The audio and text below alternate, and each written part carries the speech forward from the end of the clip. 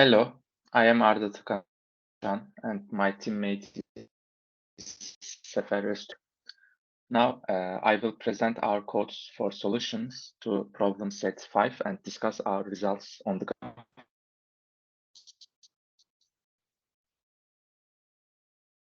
Triangle is happening by examining the temperature records of several cities in the United States. However, in this assignment, we will not deal with predicting the future. We will only try to generate some models and generate some models with the data we have.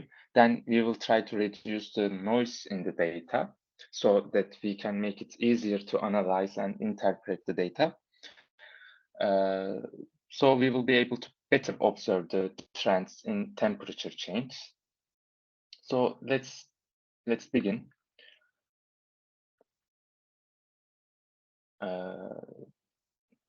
In part A, we completed the missing generate models and R-squared functions and created our first plots. In the generate models, this function takes the x and y values of the data points and degrees array. For each degree, we generated a model which is an array of the coefficients used for the polynomials. We used pylab.polyfit to get the coefficients of the polynomial that best fits the data points. We will use this polynomial fitting approach to draw a curve or trend onto data and also analyze data. So now we obtain our regression models. Then in the R-squared function, we implement the formula, which is in the assignment PDF. Let's see this formula.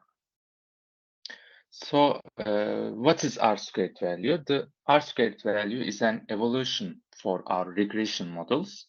Higher R-squared values means that the regression model is representing our data more correctly. Then in this function, we will plot graphs for each model with given x and y values with pylab library. Let's draw the plots.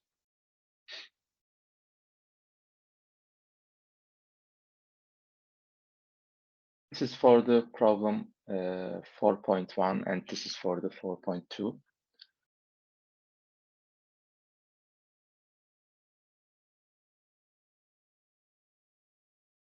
And this is for a specific day for each year to calculate the average temperatures. For a specific day temperature of a specific day, 10th January.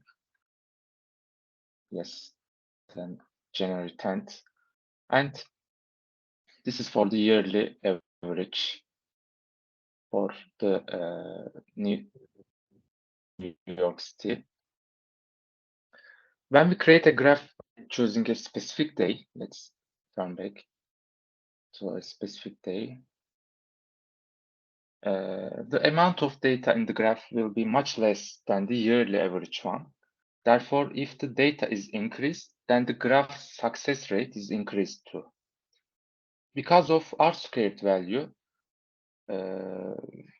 of the yearly average plot is higher than the specific day plot, let's see. We can say that the second model is the one that can explain more of the variance in the data and provide a better fit. Also, the ratio of the standard error is greater than the 0.5 in the first graph, which means that the trend is not significant. Therefore, we cannot make inferences for global warming in the first graph. So, why do you think these graphs are so noisy? Which one is more noisy? The graphs are so noisy because there is not enough data to reach the optimal trend.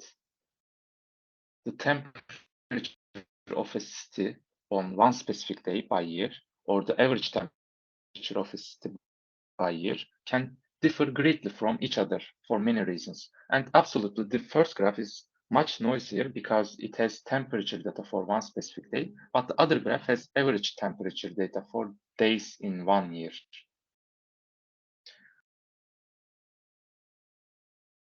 For the third question, we cannot say anything by looking at the first graph because the graph is so noisy and the ratio of the standard ratio is greater than the 0.5. Let's see for a specific day.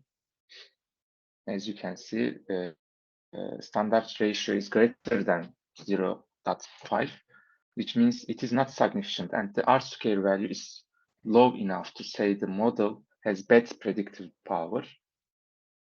However, in the second graph, here the average graph, the ratio of the standard error is lower than the 0.5. We can say that it is a more significant graph. Because of that, we can say that second graph, which is created with the data of average temperature values of a city, supports the claim that global warming is leading to an increase in temperature.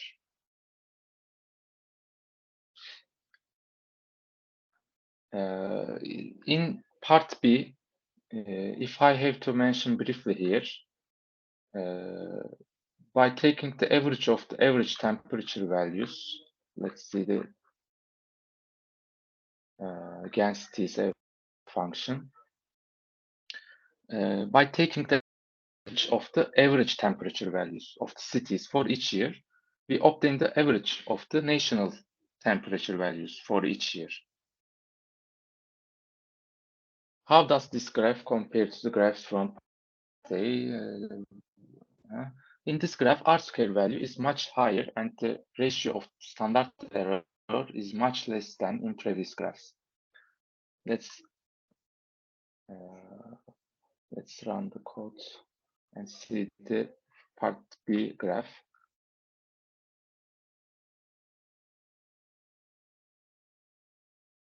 In this part, we are getting the national average temperatures and its plots. As you can see, R-square value is much higher and the ratio of the standard error is much less than in previous graphs. The fit of the resulting curves has clearly increased. The graph supports our claim about global warming much more strongly. Why do you think this is the case? Because the blue dots on the plots, which represents average temperature values of the year, are much closer to the model line. So it seems the model has a predictive model, and because the slope of the line is increasing, we can say that the temperature will be higher in the next years. For the third question, if we use 3 different cities in that model, let's do it. In this case, we are looking for Los Angeles, San Francisco, and San Diego cities. We use these cities for national average temperatures. If we use 3 different cities in this model, I would expect a worse result than now, than previous graph, because the amount of data will be lower and these 3 cities may have much more different climate conditions and temperature difference in these cities can be very different from each other. However, if we use 100 different cities, then because of the amount of data is increased a lot, we would get a closer result to the truth. And the R-square value would approach 1 and the ratio of standard error would approach 0.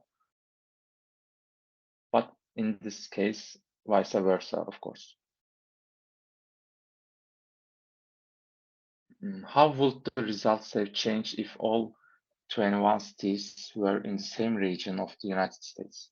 I think if all 21 cities were in the same region of the US, the results may be a little better because temperature differences of cities would be much less. Differences would be much less because they are in the same region. Therefore, we would get a closer result to the truth. In the part C, we completed the moving average method. Let's see it. We complete this function according to the formula which is in the assignment PDF. Since we don't know what the moving average is, we researched it and learned that the moving average is a statistical method that calculates the average of data points in a time series. Average of data points in a time series over a specific period by creating a new data set.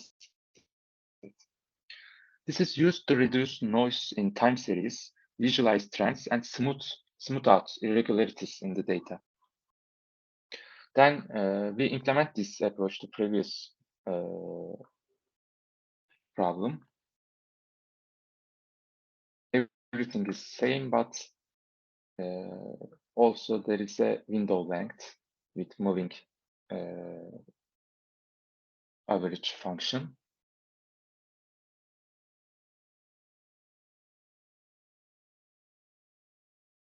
This is the graph, and let's see the questions. For the first question, the R-square value is higher than 0.9, as you can see, and the ratio of standard error is lower than the 0.05.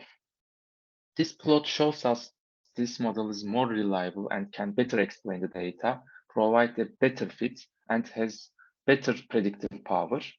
And the fit of resulting curves is a fact because almost all data points are on the red line or around it. The graph tells us in the 50 years between 1960 and 2010, the temperature in the cities has increased by about 1.5 degrees. Because of this model is powerful, we can say that this graph supports our claim about global warming. Why do you think this is the case? This model generates the temperatures for samples by taking a moving average over 5 years of data. We can calculate more average temperature data. So, as a result, we analyzed the temperature change in cities in many different ways, tested whether these changes create the trend by constantly increasing the number of data, and interpreted them in graphs. The trend in temperature change, which we have obtained in the graphs here, is increasing and supports that global warming is happening. Thank you for watching us.